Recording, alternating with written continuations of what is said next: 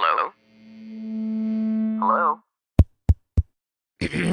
Podcast Network Asia.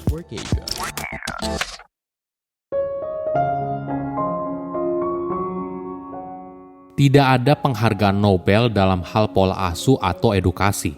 Padahal dua hal ini paling penting di masyarakat. Bagaimana kita membesarkan dan mendidik seorang anak bukan hanya menentukan siapa mereka di masa depan, tapi juga masyarakat yang kita ciptakan. Halo semuanya, nama saya Michael. Selamat datang di podcast saya, Sikutu Buku. Kali ini saya akan bahas buku How to Raise Successful People karya Esther Wojcicki. Sebelum kita mulai, buat kalian yang mau support podcast ini agar terus berkarya, caranya gampang banget. Kalian cukup klik follow. Dukungan kalian membantu banget supaya kita bisa rutin posting dan bersama-sama belajar di podcast ini.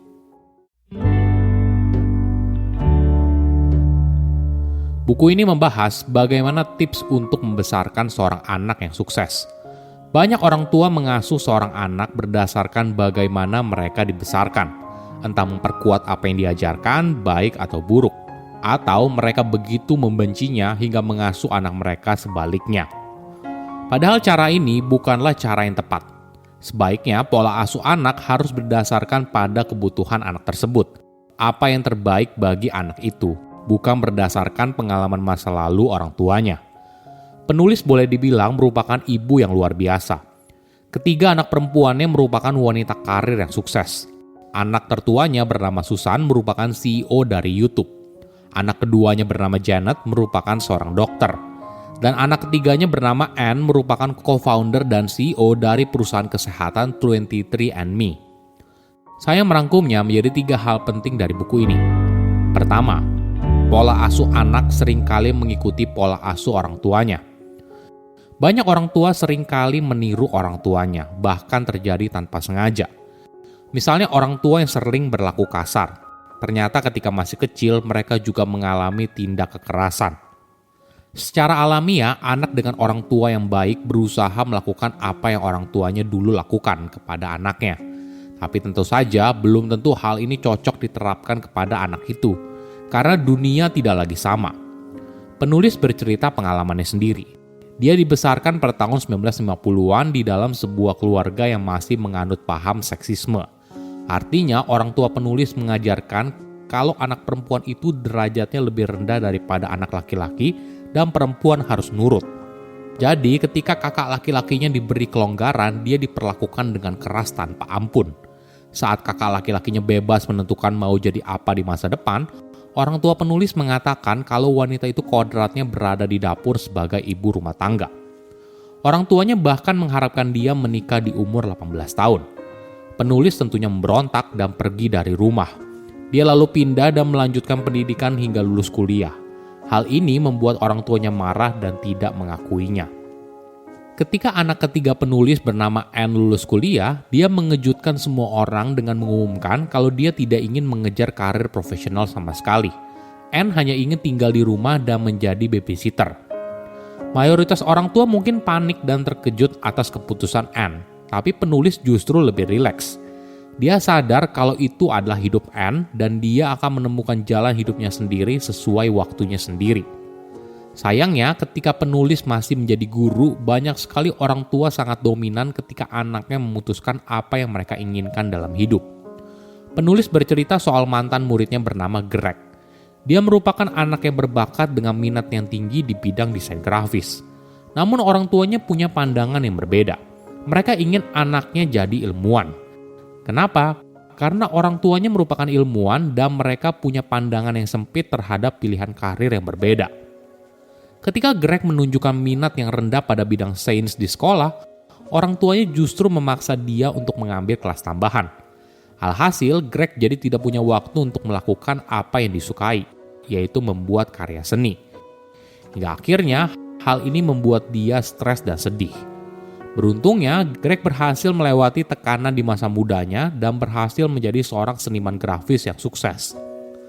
Namun tidak semua anak seberuntung itu. Ketika orang tua gagal menghargai keputusan anaknya, maka hal ini bisa berujung pada keretakan dalam keluarga. Kedua, sukses atau baik pada sesama. Jika kamu jadi orang tua, mana yang lebih penting? Anak yang baik atau anak yang sukses? Seringkali banyak orang tua memprioritaskan anaknya untuk jadi anak yang sukses. Sebuah riset menemukan, orang tua lebih bangga apabila anaknya berprestasi dalam hal akademis daripada anak tersebut dikenal sebagai anak yang baik dan peduli dengan orang lain di lingkungan sekitarnya.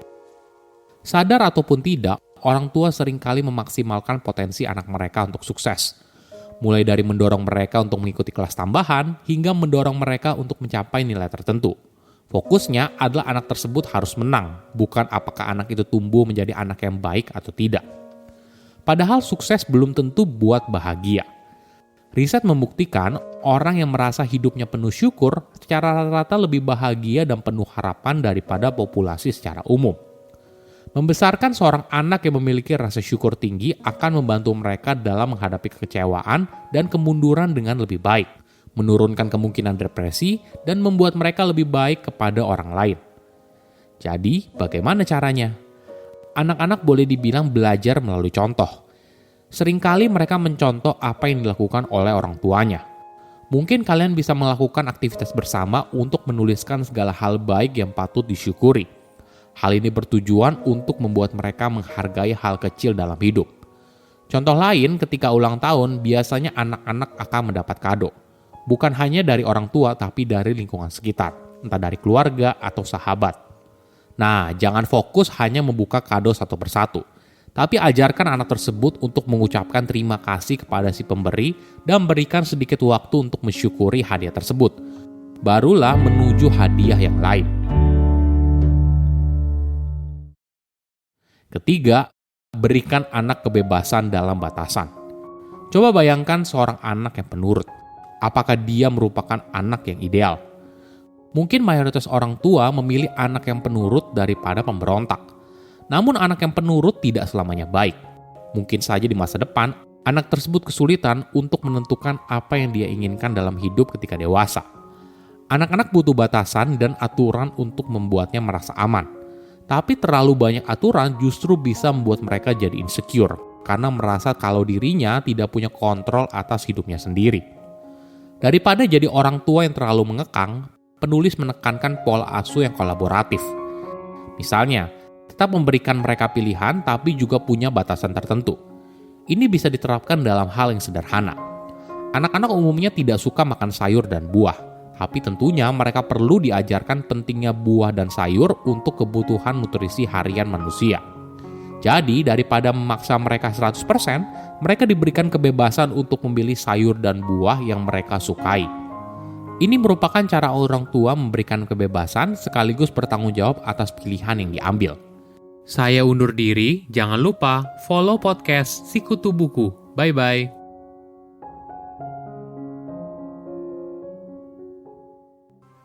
Pandangan dan opini yang disampaikan oleh kreator podcast, host, dan tamu tidak mencerminkan kebijakan resmi dan bagian dari podcast Network Asia. Setiap konten yang disampaikan mereka di dalam podcast adalah opini mereka sendiri dan tidak bermaksud untuk merugikan agama, grup etnik, perkumpulan, organisasi, perusahaan, perorangan, atau siapapun dan apapun.